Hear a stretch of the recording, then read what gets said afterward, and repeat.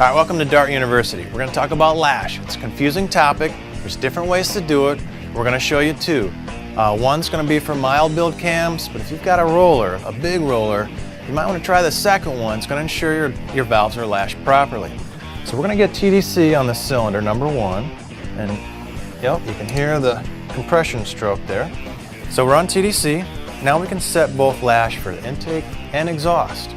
Now all we got to do once we've set our lash is we can go into firing order. On the Chevys, 1, 8, 4, 3, 6, 5, 7, 2.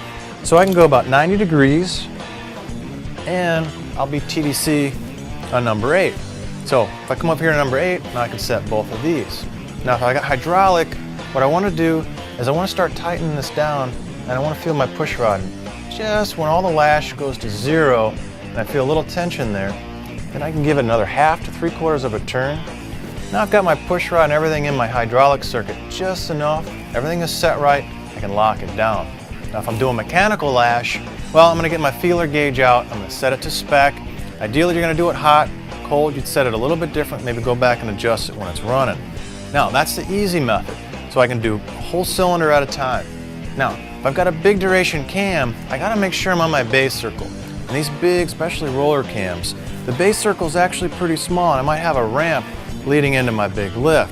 So what we're going to do, we'll come back here to the number 1 cylinder. I'm going to watch my exhaust. So my exhaust just starts to go down.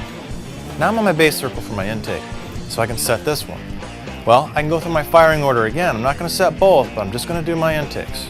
So I'll go 90 degrees. I can watch over here. Now this intake's ready to go.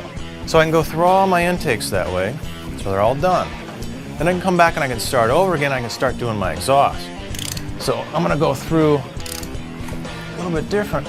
I'm going to wait for my intake to go all the way down, and then just as it's starting to come back up, now I'm on my base circle for my exhaust. I can do the same thing.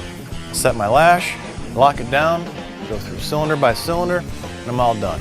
Little extra steps, it's just insurance to make sure you got it right.